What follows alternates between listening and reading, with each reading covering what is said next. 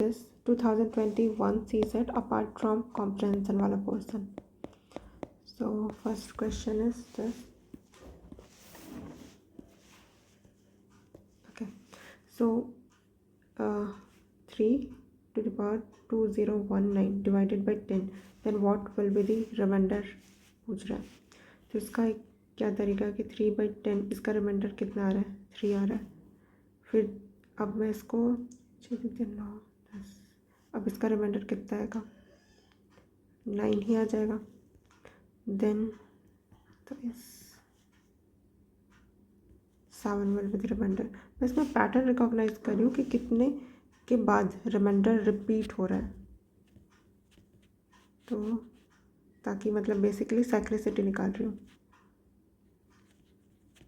Yes, तो इसकी cyclicity 4 है क्योंकि इसके पास से अब वो वापस से रिमाइंडर रिपीट होने लगा, तो वापस से 3 9 7 ऐसा आता जाएगा. तो इसकी साइक्लिसिटी मुझे पता चल गई, दैट इज़ 4. अब एक फार्मूला आपको पता है कि साइक्लिसिटी और अंदर में पावर रहता है. इसको जब हम कैलकुलेट करते हैं तो जो आंसर आता है that will B new power. Okay, तो साइक्लिसिटी इज़ 4, पावर कितना है 2019. अब इसको कैलकुलेट कर लेते हैं.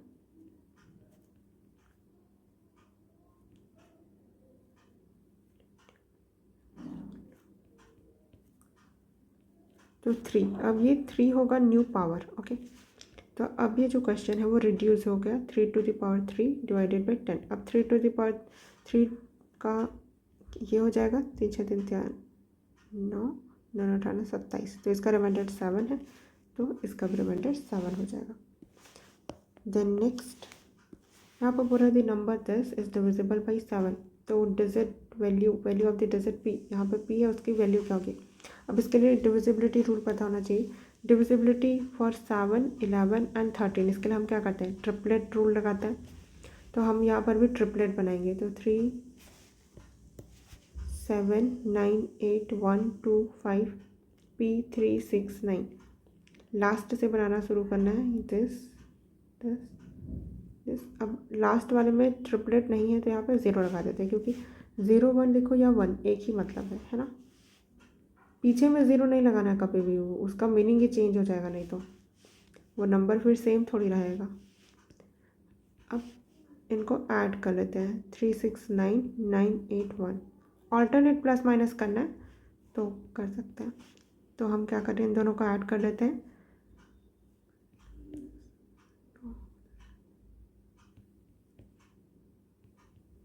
अब फिर इन दोनों को ऐड कर लेते हैं. 2 5 p 0 3 7. अब इसको ऐड करने का, अब हमको p तो नहीं पता है, तो हम लोग क्या कर सकते हैं, इसको 250 प्लस p लिख सकती हूँ मैं. अब ऐड कर लेते हैं. अब क्या करना है कि ऑल्टरनेट वाले को तो प्लस कर लिया मैंने, अब इन दोनों को बस माइनस करना है. तो 1350 minus 287 plus p divided by divisibility by 7 देख रहे हैं, तो 7 से डिवाइड करेंगे. फिर 1350 इसको मुझे माइनस करना पड़ेगा. Minus 287 minus p divided by 7.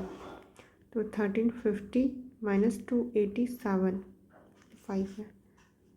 10 4 3 then 14 12 0.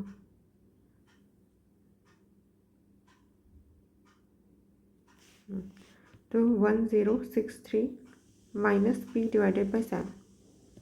तो इसको मैं पहले इससे डिवाइड करके देख लेती हूँ कितना बच रहा है रिमाइंडर. तो 7 के साथ 8 9 10 3 और 6 7 5 35 1 3. तो फिर 1 3 हुआ, फिर 7 के साथ 8 9 10 11 12 13. तो 6 माइनस 5 p डिवाइडेड बाई 7.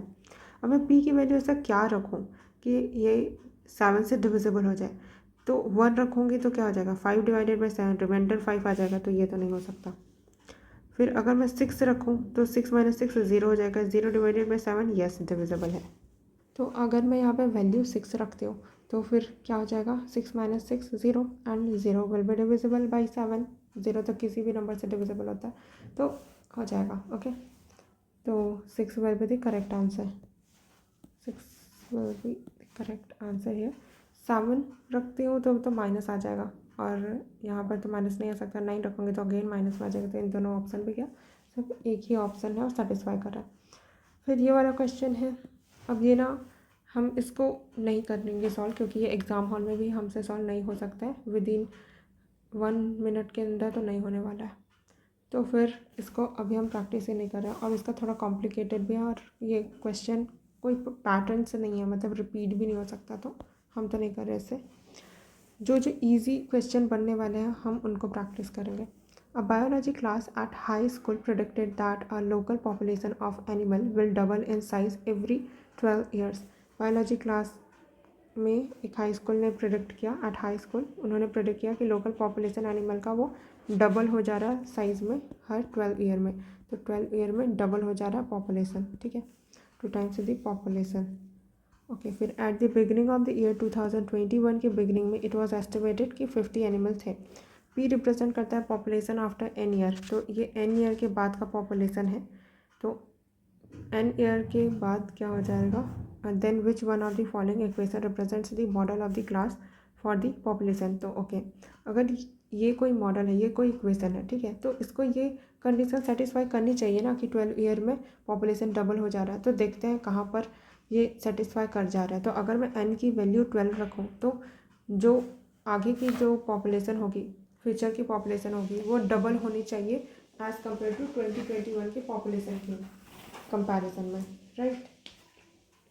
तो अब ऑप्शंस को ही हम देखते जाते हैं आंसर पुट कर करके, आई मीन n की वैल्यू 12 रखते हो तो यहाँ पर अगर मैं 12 रखूँ तो ये तो 50 से, मतलब कि हमको क्या लेके आना कि पॉपुलेशन इक्वल्स टू 100 आना चाहिए, तभी ना पॉपुलेशन डबल होगा 50 से।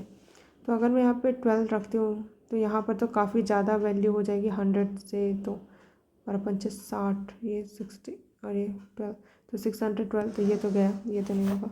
देन नेक्स्ट यहाँ पर 50 + 12 मल्टीप्लाई बाई 12, तो ये 144, ये ज़्यादा हो जाएगा, ये भी नहीं होगा। देन 52 + 12 मल्टीप्लाई बाई 12, ये तो काफ़ी ज़्यादा हो जाएगा, 2 की पावर में 141, दिस इज़ टू मच। इस लास्ट वाले ऑप्शन में डाल के देखते हैं, 2 n की जगह 12 तो एड में 12, ठीक है, ये पी, और ये 12 से 12 कैंसिल हो जाएगा, तो 50 मल्टीप्लाइड बाई 2 पावर 1, मतलब 2 ही, 50 मल्टीप्लाइड बाई 2 100। यस, ये सेटिस्फाई कर रहा है, तो D will be the correct answer. Then next, अब मुझे थोड़ा पेन का स्ट्रोक साइज कम करना पड़ेगा, right. In a class, 60% of the students are from India and 50% of the students are girls. पूरा की कोई क्लास है, ठीक है, मान लेते कि 100% उस क्लास का स्ट्रेंथ है। अब इस क्लास में से इन अ क्लास 60% स्टूडेंट्स हैं, वो कहाँ से हैं, इंडिया से हैं, एंड 50% स्टूडेंट्स हैं वो गर्ल्स हैं। Okay, if 30% of the Indian students are girls, तो अगर ये 100% है तो यहाँ पे ये एक और कंसिडर कर लेती हूँ कि 100 स्टूडेंट है, तो इनमें से 60 है वो इंडियन हो गए। अब बोल रहा है कि 30% ऑफ द इंडियन स्टूडेंट, इसके 30%, ठीक है, वो क्या है, गर्ल्स है, तो ये इंडियन गर्ल्स हो गए, ठीक है। तो कितने हो गए, ये 18 इंडियन गर्ल्स है। तो अगर ये 60% इंडियंस हैं, मतलब कि कितने हो जाएंगे, 40% है वो फॉरेनर्स होंगे, राइट, 40% फॉरेनर होंगे। और अगर इधर 50% गर्ल्स है तो 50% क्या होंगे, बॉयज़ होंगे, है ना। 50 गर्ल्स इसका मतलब हो गया, और इसका मतलब क्या हो गया, 50 बॉयज़ हो गए। और देखो गर्ल्स में टोटल 50 गर्ल्स हैं, और इन 50 में से भी 18 तो इंडियन गर्ल्स हैं, तो फॉरेनर गर्ल्स कितने हो गए, तो 50 - 18, 10 3, ये 2, 32 क्या हो गए हैं, फॉरेनर गर्ल्स। हमको क्या निकालना है, percentage of foreign students are boys, तो कितने बॉयज़ होंगे ये बताना है हमको, राइट। यहाँ पर हमको और क्या चीज़ें पता है कि 40 है वो फॉरेनर्स है ना। तो मेन तो हमको बॉयज़ का निकालना है, बट इन 50 बॉयज़ में से कुछ इंडियन बॉयज़ होंगे, बाकी फॉरेन बॉयज़ होंगे। तो हमको ये फाइंड आउट पहले करना है कि इंडियन बॉयज़ कितने हैं। तो अगर 60 इंडियन है, उनमें से 18 इंडियन गर्ल्स हैं, तो बाकी बचे वो इंडियन बॉयज़ होंगे, तो ये पहले निकाल लेते हैं। तो 42 इंडियन बॉयज़। अब अगर इंडियन बॉयज़ मतलब ये बॉयज़ हो गए हैं, तो 50 बॉयज़ में से अगर 42 इंडियन बॉयज़ हैं तो 8 होंगे जो कि फॉरेन बॉयज़ होंगे। अब हमको यही तो निकालना है कि then what percentage of the foreign students are boys, what percentage of foreign student. तो टोटल फॉरेन स्टूडेंट कितने हैं, 40 है, उनमें से फॉरेन बॉयज़ कितने हैं 8, अब इसी का परसेंटेज निकालना है, तो 20% will be the correct answer. ठीक है, देन नेक्स्ट क्वेश्चन, यहाँ पर ये वाला सबसे ईजी लगता है मेरे को। ठीक है, क्या बोल रहा है statement, some radios are mobiles, some radios are mobiles, all mobiles are computers, सारे मोबाइल है वो कंप्यूटर है, some computers are watches, some computers are watches. अब यहाँ पे वॉचेस ये भी हो सकता है और या फिर एक कंडीशन ऐसा भी हो सकता है। ठीक है, वॉचेस इधर भी, क्योंकि इस केस में भी तो ये फुलफिल कर रहा है ना कि सम कंप्यूटर्स आर वॉचेस। अब हो रहा है कि certainly some radios are watches, certainly मतलब कि निश्चित रूप से ही जो रेडियो है वो वॉचेस है, some radios are watches, some radio are watches, तो ये वाले कंडीशन में तो फुलफिल हो गया। बट अगर वॉच इधर हुआ तब तो नहीं होगा, सर्टेनिटी के साथ हम नहीं बोल सकते ना कि कुछ रेडियो है वो वॉचेस होंगे ही। इस वाले कंडीशन में तो वॉचेस, एक भी वॉचेस रेडियो नहीं है, तो ये वाला गलत, क्योंकि सारे कंडीशन में फुलफिल नहीं हो रहा है। देन सेकेंड कंक्लूजन बोल रहा है certainly some mobiles are watches, certainly some mobiles are, certainly some mobiles are watches. Again यहाँ पर इस वाले कंडीशन में तो फुलफिल हो रहा है जब वॉचेस इधर हो, बट इधर वाला होगा तो कहाँ यहाँ पे सर्टेनिटी है कि मोबाइल है वो वॉचेस होंगे ही सम, तो ये भी नहीं कंक्लूड कर सकते। तो कौन सा करेक्ट होगा, नीदर कंक्लूजन 1 नॉर कंक्लूजन 2। फिर नेक्स्ट क्वेश्चन, इधर तो पैसेज है ये वाला, ये भी अगेन सेम वाला है, वैसे ही टाइप का क्वेश्चन है। तो यहाँ पर स्टेटमेंट क्या बोल रहा है, सम कैट्स आर अलमीरा, सम कैट्स आर अलमीरा, सम अलमीरा आर चेयर्स, सम अलमीरा आर चेयर्स, फिर all chairs are table, all chairs are tables. फिर अब बोल रहा है कि सर्टेनली सम अलमीरा आर टेबल्स, सर्टेनली सम अलमीरा आर टेबल्स, सम अलमीरा है वो टेबल होगा, हाँ ये तो होना ही पड़ेगा क्योंकि टेबल का सर्कल को इससे जाना ही होगा, क्योंकि इसमें बोला है ना कि सर्टेन मतलब कि कुछ अलमीरा वो टेबल है, तो हम ये कंक्लूड कर सकते हैं कि हाँ सर्टेनली सम अलमीरा है वो क्या होंगे, टेबल होना ही पड़ेगा, तो दिस इज़ करेक्ट। फिर सेकेंड बोल रहा है some cats may not be chairs, some cats may not be chairs, some cats है वो चेयर ना हो, ऐसा हो सकता है। अभी पर ना इसको चेक करने के लिए हमको एक और कंडीशन वाला भी ड्रॉ कर लेना चाहिए, मैक्सिमम ना मतलब 2 डायग्राम पॉसिबल डायग्राम बना के चेक कर लेना चाहिए। वैसे तो एक डायग्राम से भी हो जाता है, लेकिन ना एकदम एक्यूरेसी के साथ सॉल्व करना ना तो 2 डायग्राम से सॉल्व कर सकता है। तो देखो इसमें एक हम और दूसरा डायग्राम कैसे बन सकता था, सम कैट्स आर अलमीरा बोला था, सम कैट्स आर अलमीरा, ओके, सम अलमीरा आर चेयर्स, सम अलमीरा आर चेयर्स इधर से भी तो होके जा सकता था, है ना, और बोल रहा है फिर all chairs are tables, all chairs are tables. ठीक है, तो अब इस कंडीशन में भी लगा कर देखते हैं, चलो, सर्टेनली सम अलमीरा आर टेबल्स, सर्टेनली सम अलमीरा आर टेबल्स, हाँ इसमें भी सेटिस्फाई हो गया, सम अलमीरा सम अलमीरा आर टेबल्स, और यहाँ पर भी सम अलमीरा आर टेबल्स, यस दोनों कंडीशन में सही हो रहा है तो सही होगा। फिर क्या बोल रहा है some cats may not be chairs, some cats कुछ कैट्स है वो हो सकता है कि चेयर ना हो, हाँ इधर वाला पोर्शन में कहाँ है सम कैट्स चेयर नहीं है, और यहाँ पर भी देखो यहाँ पर भी सम कैट्स है वो चेयर नहीं है, इस केस में तो है कि दोनों में ही फुलफिल हो गया कि इधर कैट है वो चेयर नहीं है, तो again this will be correct, इसमें both conclusion 1 and conclusion 2 will be the correct. फिर नेक्स्ट क्वेश्चन पे मूव करते हैं, a boy place with a ball and he drops it from a height 1.5 metre, every time the ball hits the ground it bounces back to attain a height 4/5 of the previous height. The ball does not bounce further if the previous height is less than 50 centimeter. What is the number of the times the ball hits the ground before the ball stops bouncing? अब ये लोग question क्या होता है कि थोड़ा time consuming ज़्यादा होता है, तो एग्ज़ाम हॉल में तो अवॉइड ही करना, बट क्योंकि ये वाला पैटर्न है वो रिपीट हुआ है तो एक बार हम लोग सॉल्व कर लेते हैं। लाइक फ्रॉग वाला क्वेश्चन है, फ्रॉग वाला क्वेश्चन तो काफ़ी इजी रहता है, और एक और था क्वेश्चन स्पाइडर का, वो वाला भी काफ़ी रिपीट होता है, बट ये वाला थोड़ा सा कॉम्प्लिकेटेड है क्योंकि इसमें कैलकुलेशन थोड़ा ज़्यादा करना पड़ता है। ओके, फिर भी हम कर लेते हैं, बट एग्ज़ाम हॉल में ऐसा क्वेश्चन को 1 गो में तो मतलब पहले जब आप इजी से क्वेश्चन छाट रहे हो उस टाइम पे तो नहीं करना चाहिए, लास्ट में अगर टाइम काफ़ी बच गया और कुछ नहीं बन रहा तब ऐसे क्वेश्चन को पकड़ के खेलते रहना। तो अब देखते हैं। A boy place with the ball, he drops it from the height of 1.5 metre. तो 1.5 मीटर की हाइट से उसने ड्रॉप किया, ठीक है। तो जब वो ड्रॉप किया, अब वो बाउंस बैक करेगा। Every time the ball hits the ground it bounces back to attain a height 4/5 of previous height. तो जब वो ड्रॉप किया था तो वो पूरा 1.5 पूरे नीचे जाएगा, 1.5 मीटर से हिट किया था। तो 1.5 मल्टीप्लाई बाई 4/5, तो कितना आ जाएगा? 5 या 15 या 12, तो 1.2 क्या करेगा? वो बाउंस बैक करेगा। तो अब यहाँ पर आ जाते हैं 1.2 मीटर। तो ये पहली बार हिट किया ग्राउंड को, हमको क्या कैलकुलेट करना है? Number of times the ball hits the ground before the ball stops bouncing. Okay, तो 1.2 मीटर अब ऊपर गया, वो 1.2 मीटर फिर नीचे आएगा, है ना। देन क्या आ जाएगा? अरे तो 5 दूनी 10, फिर 5 चौक 20, तो 0.24 मल्टीप्लाई बाई 4 अब आएगा 0.96, ठीक है। This was when second time वो हिट किया ग्राउंड को। फिर 0.96 मल्टीप्लाई बाई 4/5, इसलिए मैं बोल रही थी कैलकुलेशन लेंदी हो जाता है इस पर।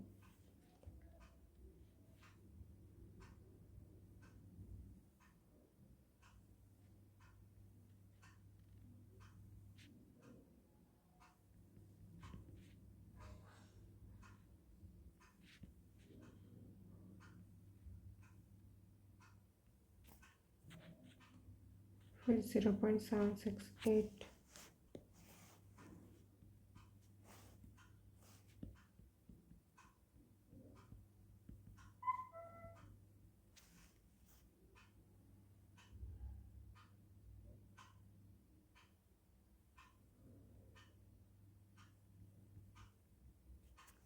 अब क्या हो रहा है कि अब तो ये 50 सेंटीमीटर से कम पहुंच गया है, ठीक है। तो हमको क्या स्टॉप कर देना है? जब what is the number of times the ball hits the ground before the ball stops bouncing, वो बाउंस करना छोड़ देगा। The ball does not bounce further if the previous height is less than 50 centimetre. तो अगर previous height क्या था? 50 centimetre से कम था, तो वो बाउंस बैक नहीं करेगा बोल रहा है। तो देखो इस टाइम पे जब वो गिरा था तो यहाँ पर कितना हाइट था? 0.61, तो बाउंस तो करेगा, तो इस टाइम किया। अब ऊपर जब गया ना तो 0.49 था, तो अब वो जब गिरेगा ना तो बाउंस नहीं करेगा, यहाँ पे वो स्टॉप हो जाएगा, ठीक है।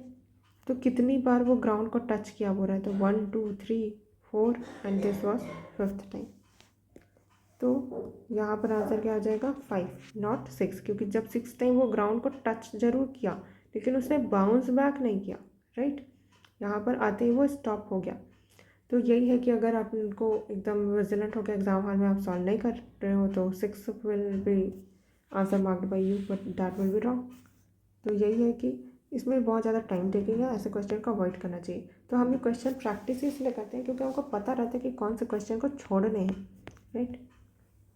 देन नेक्स्ट क्वेश्चन, फिर नेक्स्ट क्वेश्चन है images of consonants of English alphabets capitals are observed in a mirror.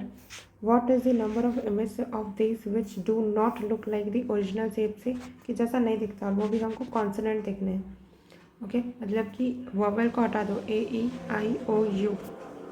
अब इनको छोड़ के बाकी जो अल्फ़ाबेट्स हैं वो भी कैपिटल वाले।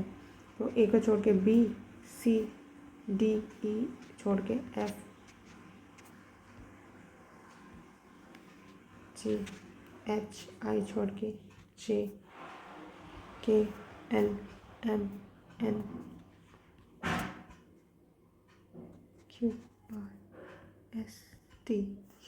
VWXYZ।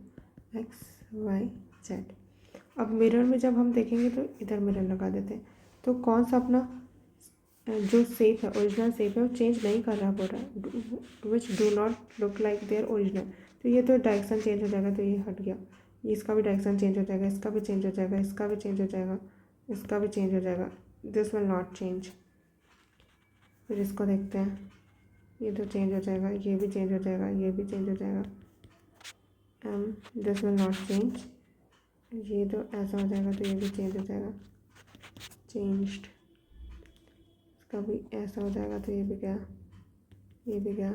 एस नहीं होगा, नहीं एस भी होगा, ये ऐसा हो जाएगा। T will not change, V will not change, W ये भी चेंज नहीं होगा, एक्स भी चेंज नहीं होगा, वाई भी चेंज नहीं होगा, जेड तो चेंज हो जाएगा। 1 2 3 4 5 6 7 कॉन्सोनेंट से ही बोले थे ना। अच्छा, विल नॉट चेंज, हमको नॉट चेंज वाला काउंट करना है। तो कौन सा चेंज नहीं होगा वो वाले काउंट करना है, तो हमको ये वाले काउंट करने होंगे। 1 2 3 4 5 6 7 8 9 10 11 12 13 and this is 14. 14 will be the correct answer, right? So next question, a bank employee drives 10 kilometer towards the south, okay, direction north south east and this is west. अब यहाँ पे बोल रहा है कि जो बैंक एम्प्लॉय है वो 10 किलोमीटर साउथ की तरफ जा रहा है फ्रॉम हर हाउस। मान लेते हैं यहाँ पे कहीं पे उसका हाउस है और यहाँ पर से 10 kilometre towards south and turns to her left. अब इधर खड़ी होगी तो उसका वो लेफ्ट क्या होगा, इस साइड होगा, लेफ्ट की तरफ मोड़ी है, अनदर 20 किलोमीटर मूव कर रही है, 20 किलोमीटर। सी अगेन टर्न्स लेफ्ट, अब इधर खड़ी है तो अगर फिर से वो लेफ्ट जा रही है मतलब इधर जा रही होगी। अब ड्राइव करिए कितना, 40,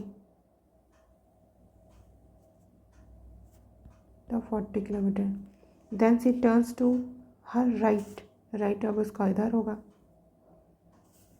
and drive for another 5 kilometre, 5 kilometre.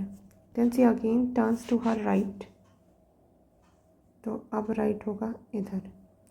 अब फिर कितना चल रही है, एंड ड्राइव्स अनदर 30 किलोमीटर, तो लगभग कितना 30 kilometre. To reach her bank where she works, what is the shortest distance between her bank and her house. Shortest distance अगर हमको चेक करना है तो लगभग ये 10 किलोमीटर का गैप इधर भी बच रहा है, 10 किलोमीटर ये भी है, तो थोड़ा सा इसको नीचे ले आते हैं। शॉर्टेस्ट डिस्टेंस क्या होगा, जो सीधा सीधे जाएगा तो कितना है ये डिस्टेंस, ये कैलकुलेट कर लेना अपने को। यहाँ पे उसका ऑफिस है, यहाँ पे उसका होम है। This is 20 and this was 5, तो 20 + 5 25। ये डायरेक्शन वाले बहुत ईजी आते हैं, लेकिन अब यूपीएससी देने छोड़ दिया है। फिर integers are listed from 700 to 1000, in how many integers is the sum of the digit 10। तो इंटीजर्स हैं उनको लिस्ट करें 700 से 1000 के बीच में, इनमें से कितने ऐसे इंटीजर होंगे, in how many integers is the sum of the digits 10 होंगे। तो 700 एंड 1000 के बीच में कौन कौन से होंगे, 7 से स्टार्ट होने वाले होंगे, 9 से स्टार्ट होने वाले होंगे, है ना, यही हो सकता है। तो एक केस हम इसके लिए सॉल्व करेंगे, फिर 8 वाले के लिए सॉल्व करेंगे, एंड देन 9 वाले के लिए सॉल्व करेंगे, क्योंकि 3 डिजिट वाले नंबर ही हो पाएंगे, है ना। 4th वाला तो यही है और इनके बीच का देखना है ना। अब वो भी हमको ऐसे देखना है कि इनके जो इंडिविजुअल जो डिजिट्स है उनका सम 10 होना चाहिए, इससे ज़्यादा नहीं होना चाहिए। तो 7 में मैं ऐसा क्या क्या नंबर यहाँ पर रख सकती हूँ, जैसे 10 है तो एक तो ये रख सकती है 7 8 9 10, और इसी को उल्टा कर दो, भी अलग नंबर बनेगा ना। देन और क्या रख सकते हैं, 3 एंड 0, तो भी तो 10 आएगा सम, अगेन उल्टा। अब इसके अलावा और कोई ऑप्शन नहीं बचता मेरे पास, है ना। देन अब यहाँ पर 8 9 10, फिर इसी को उल्टा कर देते हैं, फिर 8 9 10। अब इसको उल्टा भी करूँगी तो वही मतलब है, 8 1 1 ही बचेगा, 3 तो आ नहीं सकता, 11 हो जाएगा, क्योंकि हो गया, बस इतना ही होगा। फिर इसमें 9 10 ये और ये, और तो पॉसिबल नहीं है, तो कितने हो गए, 1 2 3 4 5 6 7 8 9, बस। Then next, a woman runs 12 kilometre towards her north, again direction का क्वेश्चन है। इसमें थोड़ा एंगल भी दिया हुआ है तो थोड़ा सा ध्यान रखते हुए करेंगे। पहले डायरेक्शन मार्क कर लेते हैं, north south east and west. A woman runs 12 kilometre towards her north. अपने नॉर्थ की तरफ वो कितना जा रही है, 12 किलोमीटर, ठीक। And then 6 kilometre towards her south, 6 kilometre towards her south. फिर then 8 kilometre towards her east.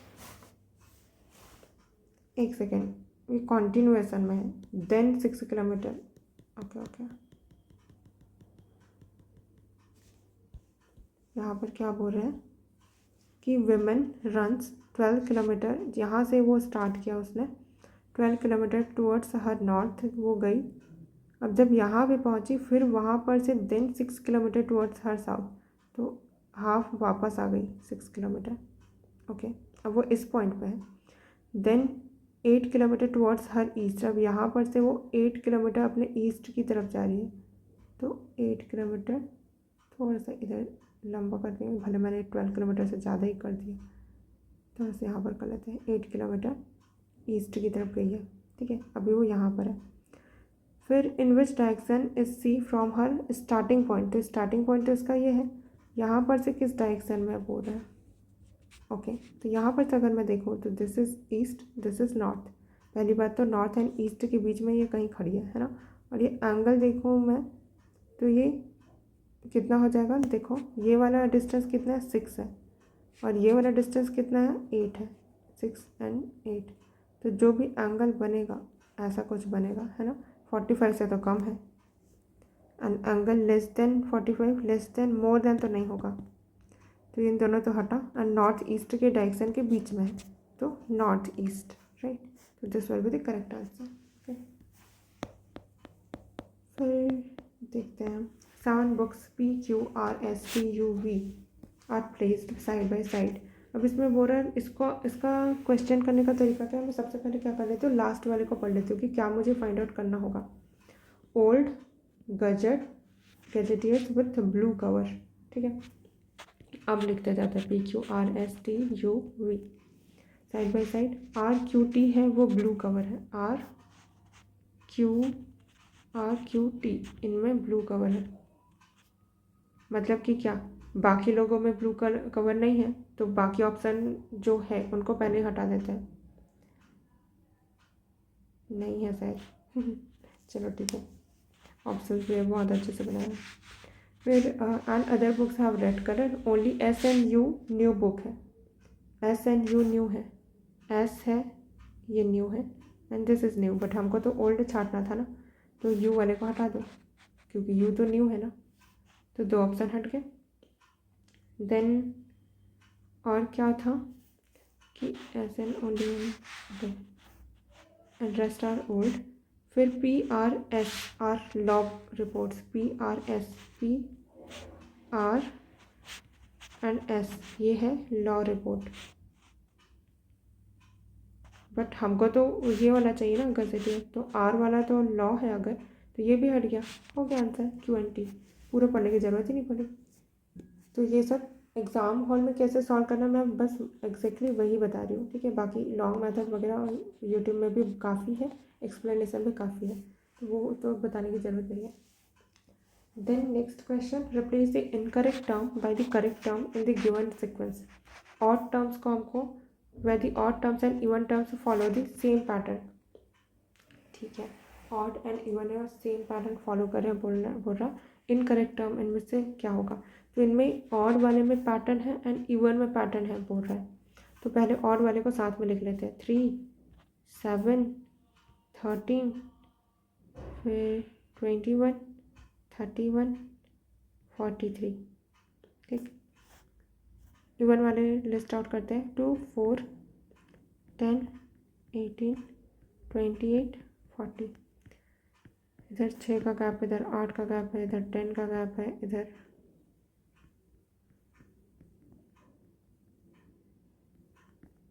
12 का गैप है, इधर 2 का गैप क्यों है, 4 का गैप होना चाहिए। या तो ये वाला यहाँ पर कुछ गड़बड़ है, इधर देख लेते हैं।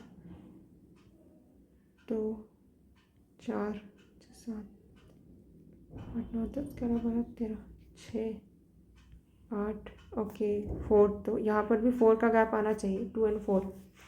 तो अब इनकी जगह पे कौन सा बोल रहा है कि फॉलो द सेम पैटर्न, कुछ गड़बड़ है ना। तो अगर मैं यहाँ पे 2 की जगह मैं 0 रखती तो क्या होता, पैटर्न सही हो जाता, 4 आ जाता ना। तो 2 की जगह यहाँ पे 0 आना था, है ना।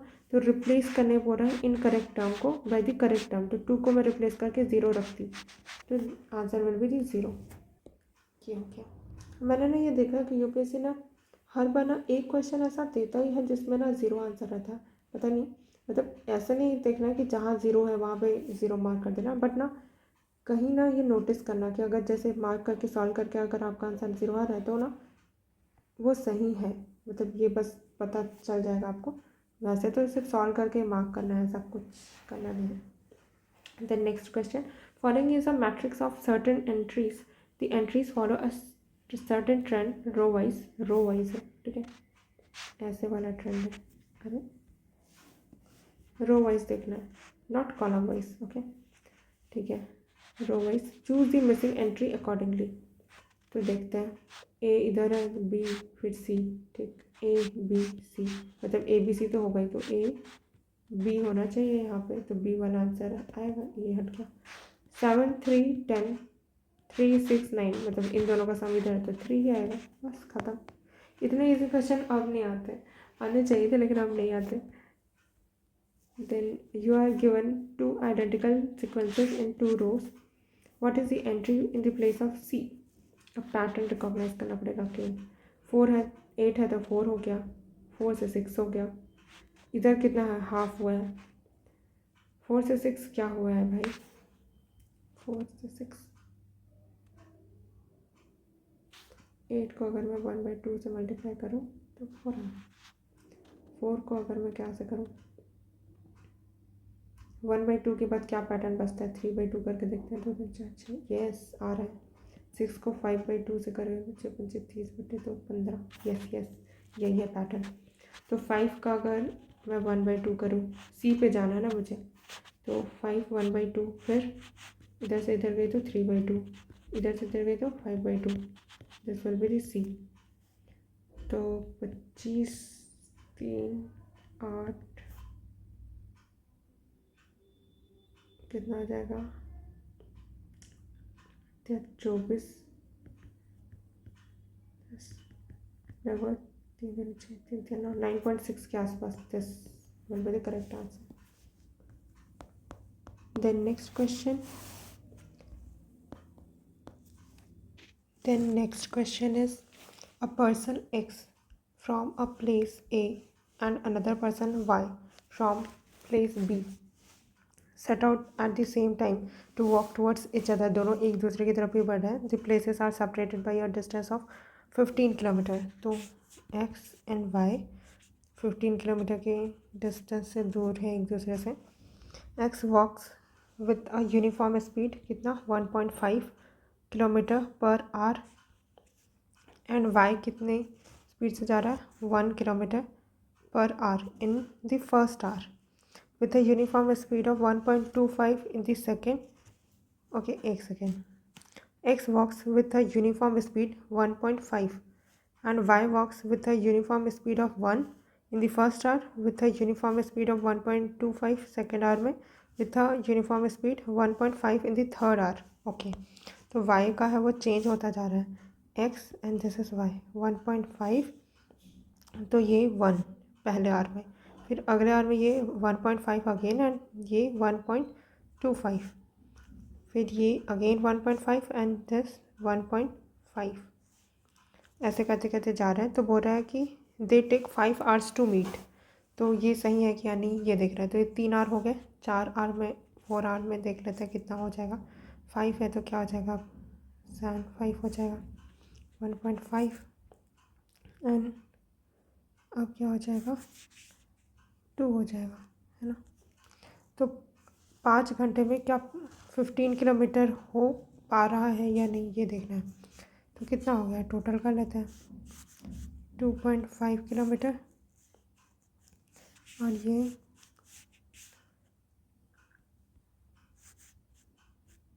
1 इसको डायरेक्टली ऐसे सम कर लेते हैं ना, 15, 30, 45, 50, 60, 50, 55, 75, 7.5 किलोमीटर ये चल लिया।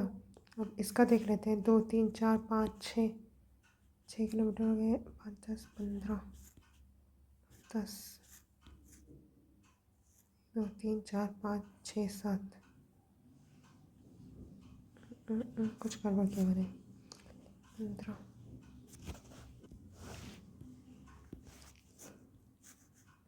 5, 10, फिर 5, यस, दोनों ने 7.5 कवर कर लिया, मतलब 15 किलोमीटर। तो हाँ, 5 आवर में वो मिल जाएंगे। फिर बोल रहा है they meet midway between A and B, yes, क्योंकि दोनों ही 7.5 किलोमीटर चल के आए, तो यस, दोनों मिडवे मिल रहे हैं, तो both are correct, right. Then next, a student appeared in, तो 6 पेपर में वो अपेयर हुआ है। The maximum marks are the same for each paper, तो 6 पेपर हुए हैं, मैक्सिमम मार्क्स सब में सेम है। मान लेते हैं कि एक एक पेपर का मैक्सिमम मार्क्स 100 है, तो 6 पेपर का कितना हो जाएगा, 600 टोटल मार्क्स हो जाएगा, है ना। फिर क्या हो जाएगा, his marks in these papers are, इस प्रोपोर्शन में है बोल रहा है, ठीक है।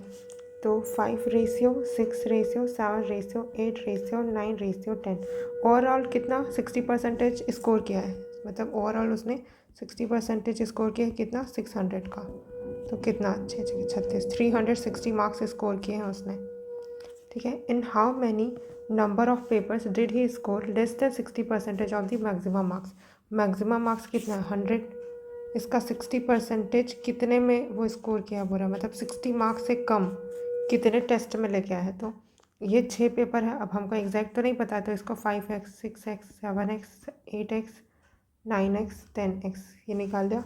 इनका सम कर लेते हैं, 10 और ये फिर 9, 8, 7, this will B 45x, 360 divided by 45,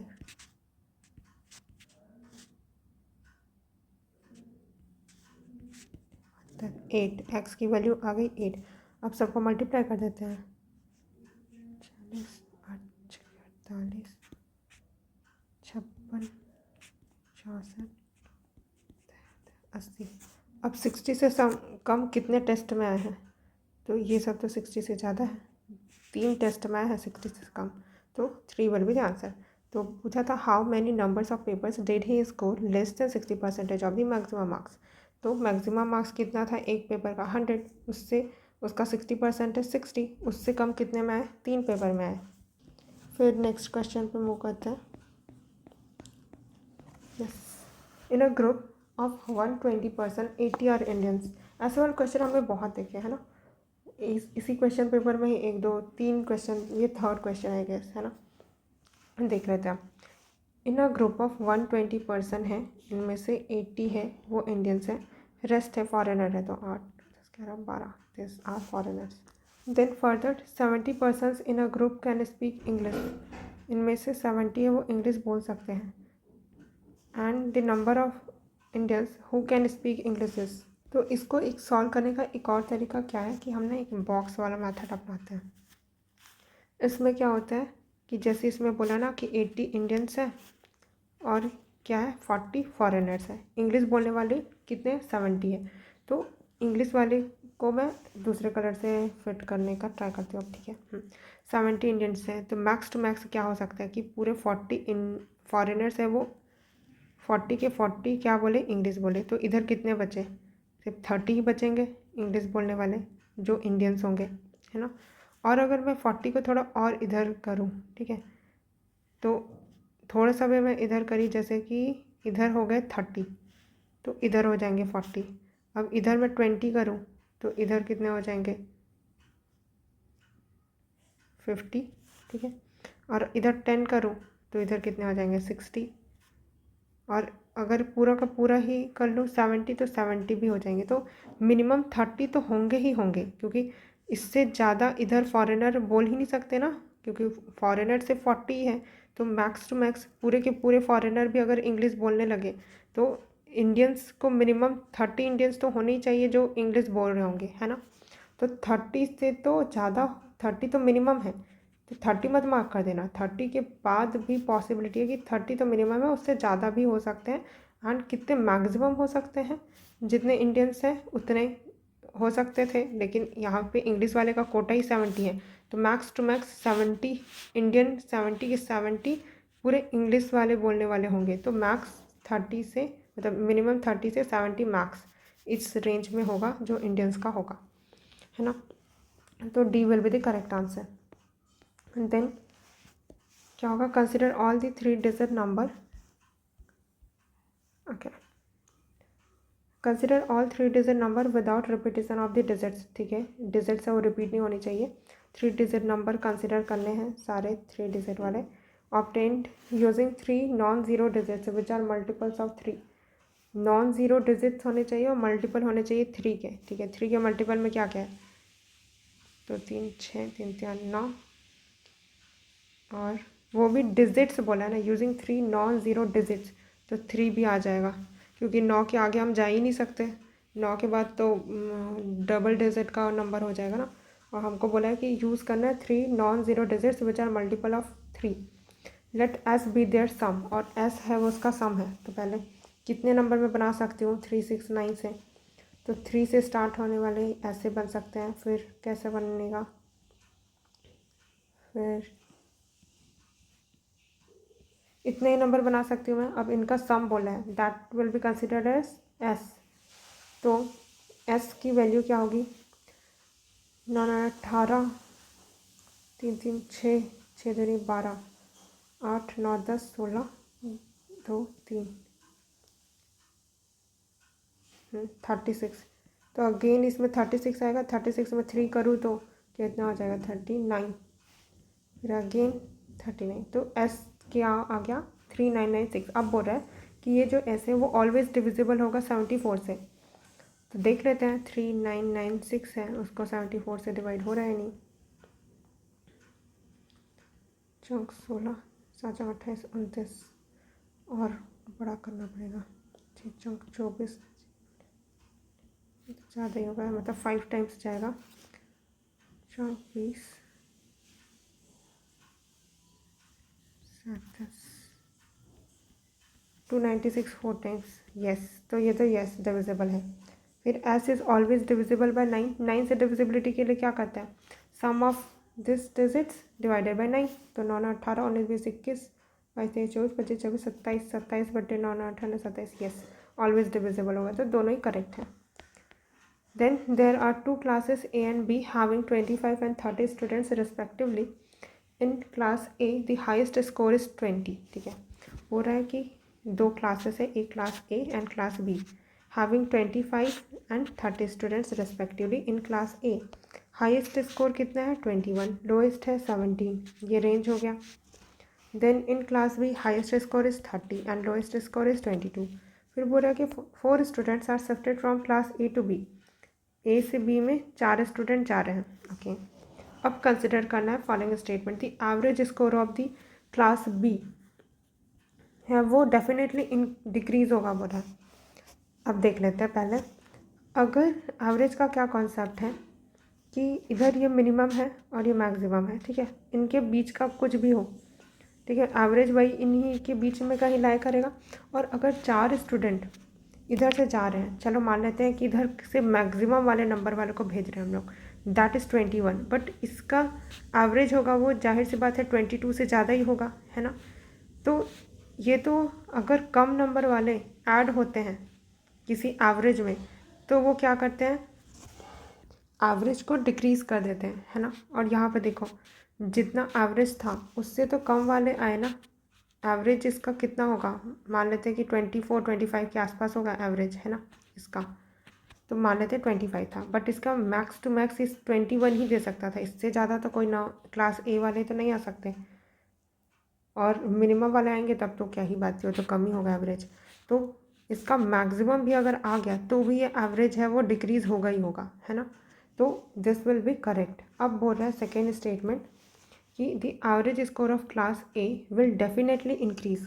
average score है क्लास ए का, वो डेफिनेटली इंक्रीज़ ही होगा बोल रहा है कि अगर यहाँ पर से मैं मैक्सिमम निकाल लूँ तो देखो, अगर इसका एवरेज है यहाँ पर मान लेते हैं 20 या चलो 19 को ही मान लेते हैं। तो अगर इनमें से 21 मार्क्स वाले गए तो एवरेज से अगर ज़्यादा मार्क्स वाले गए तो एवरेज डिक्रीज़ हो जाएगा, बट कम वाले गए तो एवरेज इंक्रीज़ हो जाएगा। तो यहाँ पर हम लोग डेफिनेटली नहीं बोल सकते क्लास ए के बारे में कि क्या होगा, बट हाँ ये ज़रूर बोल सकते हैं कि बी में एवरेज डिक्रीज़ ही होगा, क्योंकि इसका मैक्सिमम भी अगर चला गया तो भी एवरेज वो डिक्रीज़ ही करेगा। तो इसके बारे में हम कांट से कि इंक्रीज़ होगा या डिक्रीज़ होगा डेफिनेटली नहीं बोल सकते कि इंक्रीज़ ही होगा, डिक्रीज़ भी हो सकता है, बट इसमें तो डिक्रीज़ ही होगा। तो 1 only will be the correct. तो इस क्वेश्चन में हमको याद क्या रखना है कि अगर एवरेज से ज़्यादा वाला आता है, और देखो इसका जो एवरेज था उससे ज़्यादा वाले नंबर वाले कंट्रीब्यूट करते हैं तो एवरेज विल इंक्रीज़, बट इसके जो एवरेज है उससे कम नंबर वाला कोई ऐड हो रहा है तो एवरेज क्या हो जाएगा, डिक्रीज़ हो जाएगा। ठीक है, तो अगर कम वाला कंट्रीब्यूट होगा तो डिक्रीज़, ज़्यादा वाला कंट्रीब्यूट करेगा तो इंक्रीज़। ठीक है, और इस पर क्या इम्पैक्ट पड़ेगा कि अगर इधर से ज़्यादा एवरेज वाले चले गए तो क्या हो जाएगा, एवरेज विल डिक्रीज़, और अगर कम नंबर वाले चले गए तो क्या होगा, एवरेज विल इंक्रीज़। ठीक है, इसको एग्जांपल से भी मैं समझा सकती हूँ। देखो क्या होता है कि मान लेते हैं कि 3-4 लोगों का एवरेज निकाल रहे हैं 6। ठीक है, 4 लोग का एवरेज निकालते हैं। चलो तो कितना हो गया, 6 4 10 15 16 17 18। ये पॉइंट में आएगा यार, इसको ऐसे नहीं लेते, चलो ठीक है ले लेते हैं।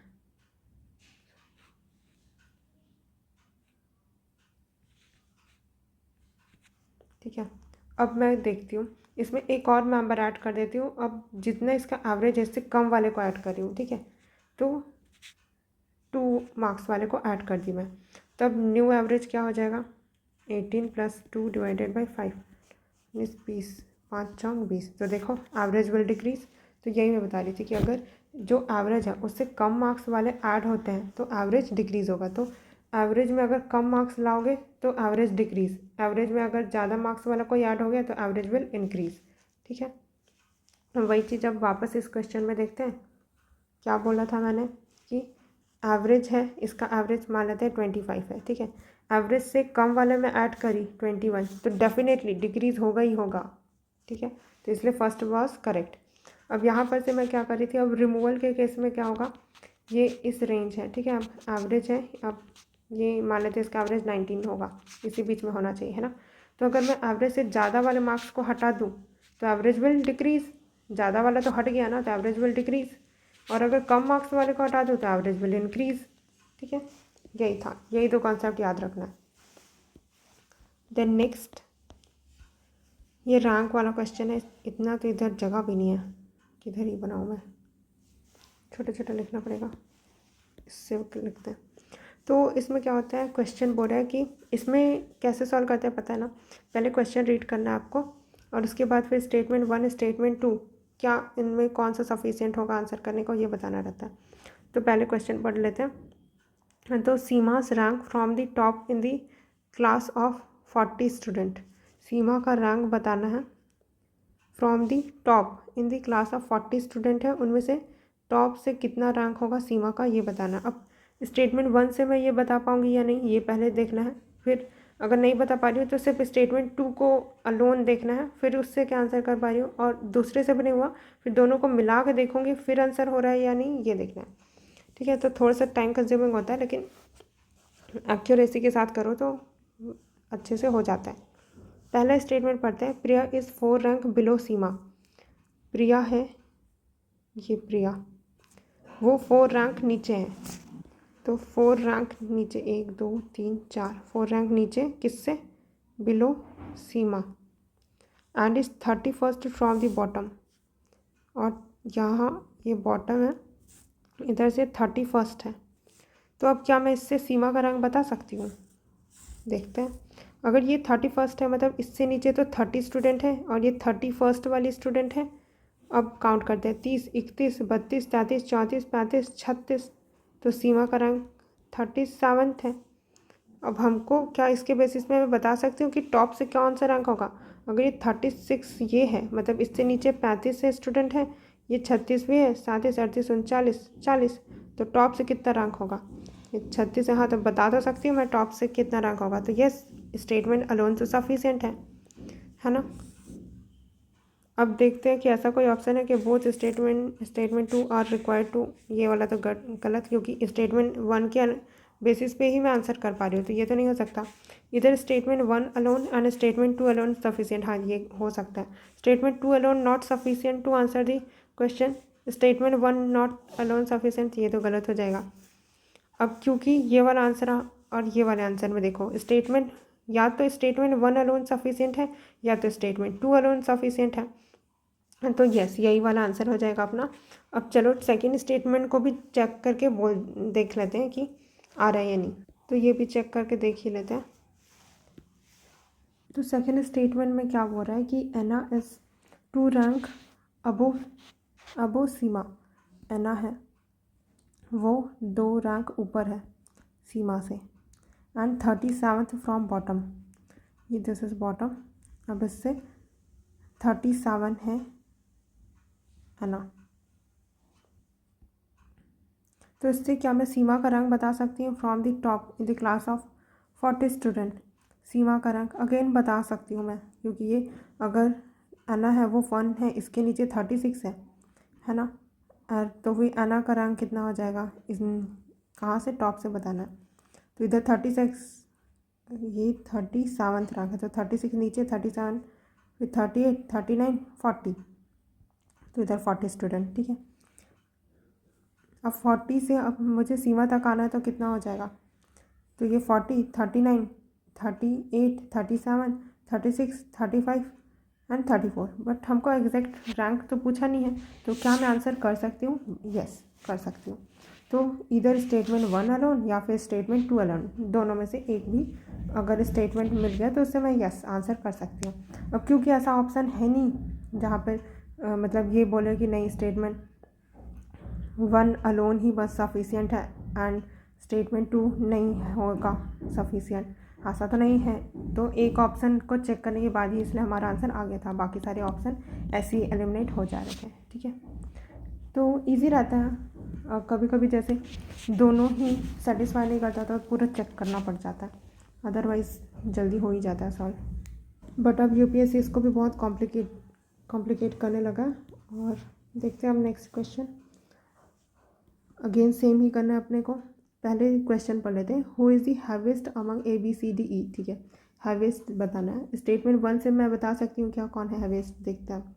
Each of A and D is heavier than each of B E and F, तो ए एंड डी है वो हैवियर है, बी ई एंड एफ अभी एग्जैक्ट नहीं पता हमको कि इनमें से कौन हैवीएस्ट है, but none of them is heaviest, but इनमें से कोई भी हैवीएस्ट नहीं है बोल रहा है।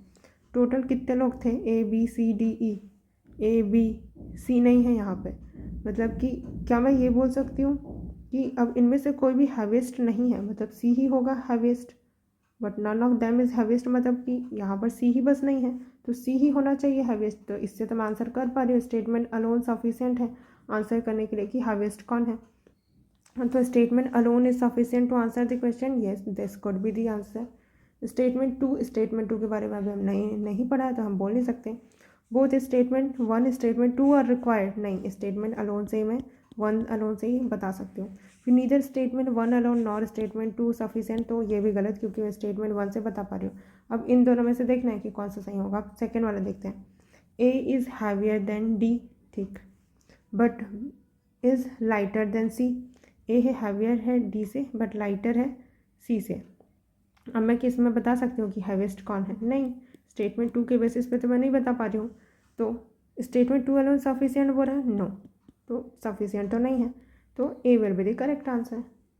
Then moving to next question, in the English alphabet the first 4 are written in opposite order.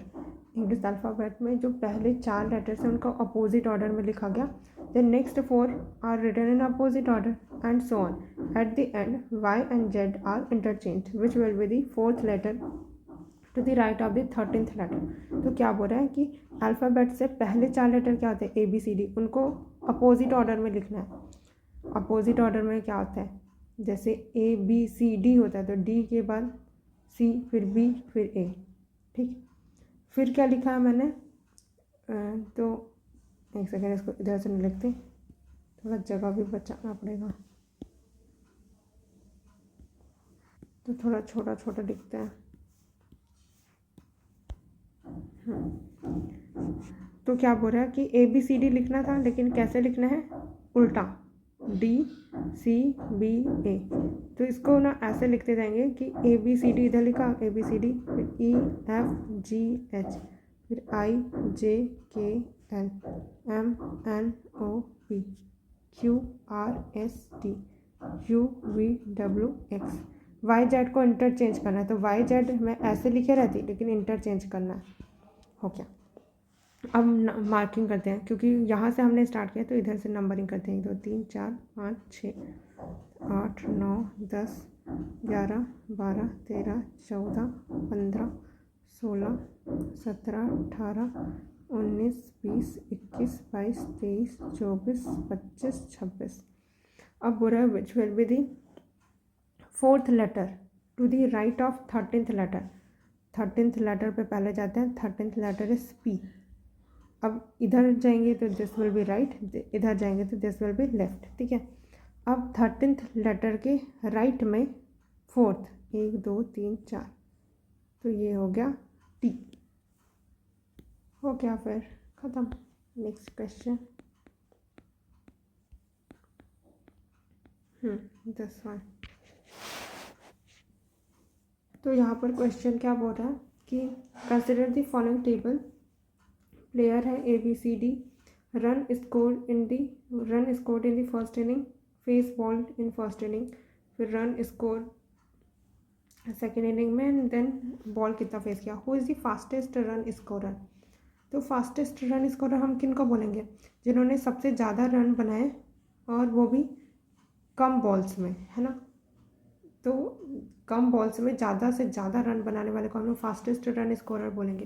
तो देखते हैं कौन होगा। तो पहले तो रन को सम करना पड़ेगा, तो इनको सम कर लेते हैं। अब पहले ही कुछ एलिमिनेट करने का ट्राई, तो अभी तो नहीं हो सकता, चलो 8 कर लेते हैं।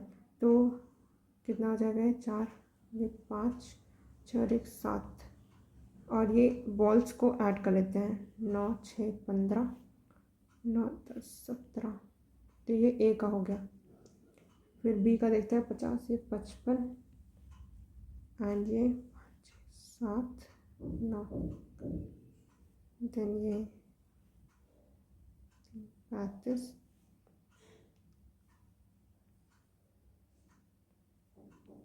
ये तो हट ही गई। कहाँ है फास्टेस्ट, 125 बॉल में 35 बस रन बनाया, तो ये तो हट ही गया, तो C तो हट गया। D देख लेते हैं, 3 4 5, ये भी हट गया, कितने कम रन बनाए हैं इसने, तो ये D भी गया। अब A एंड B में देख लेते हैं कौन होगा। तो देखो, इसने 175 गेंद में सिर्फ 75 रन बनाए हैं, और इसने सिर्फ 97 में 55 बना दिया, तो B ही फास्टेस्ट है।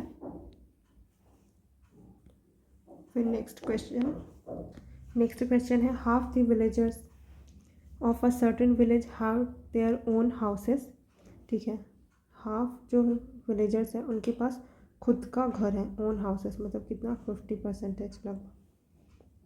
1/5 of the villagers cultivate paddy, मतलब कितना, 20%।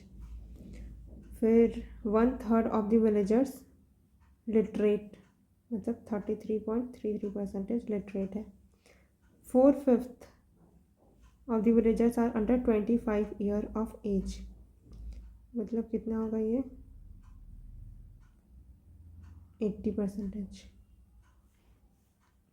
फिर which one of the following statement certainly correct, मतलब कि एकदम निश्चित रूप से सही होगा ही होगा। बोल रहा है कि all the villagers who have their own houses are literate, जितने भी लोग जिनके पास, मतलब सारे के सारे जो विलेजर्स हैं जिनके पास खुद का घर है, वो सब के सब लिटरेट होंगे। बट 50 के को हम 33% में कैसे अकोमोडेट करेंगे।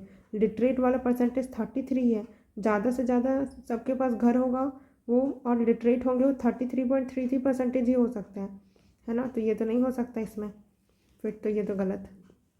सम villagers under 25 years of age are literate, बोल रहा है कि सम विलेजर्स जो कि अंडर 25 ईयर है, मतलब जो 80% है, तो ये 80% है जिनके पास मतलब जो क्या है 25 ईयर एज के अंदर है, उनमें से कुछ लिटरेट होंगे। तो हाँ, हो सकता है भाई कि 80% में कुछ 33% लिटरेट होती है, तो करेक्ट होने के चांसेस हैं इसके। फिर बोल रहा है कि only half of the villagers who cultivate paddy are literate. Only half of the villagers जो कि पैडी कल्टिवेट कर रहे हैं, मतलब 10% वो ही लिटरेट होंगे बोल रहे हैं। तो ये भी हम सर्टेनिटी के साथ नहीं बोल सकते कि हाँ वही होंगे, क्योंकि अदर 90% भी तो मतलब 10% है उनका क्या, तो ये नहीं हो सकते ना कि 10% लिटरेट हो ही हो, क्योंकि बाकी कितने सारे इलिटरेट वाले हैं, तो क्या पता 20% वो अनलिटरेट वाले में आ रहे होंगे। तो सर्टेनिटी के साथ तो नहीं बोल सकते। फिर यहाँ पे क्या बोल रहा है, no villager under 25 year of age has his own house. No villager under 25 year age has his own house. अब इसमें 80% अगर इधर है, तो हम ये सर्टेनिटी के साथ कैसे बोलेंगे कि 50% है ये इसमें नहीं आ रहा होगा, कुछ ना कुछ परसेंटेज तो आ ही रहा होगा ना, तो नहीं आ रहा होगा ये बोलना मुश्किल है। तो एक ही कंडीशन है जो सर्टेनिटी के साथ हम बोल सकते हैं कि हाँ कुछ विलेजर्स ऐसे होंगे ही होंगे जो 25 ईयर ऑफ एज के हैं और वो लिटरेट हैं। ठीक है।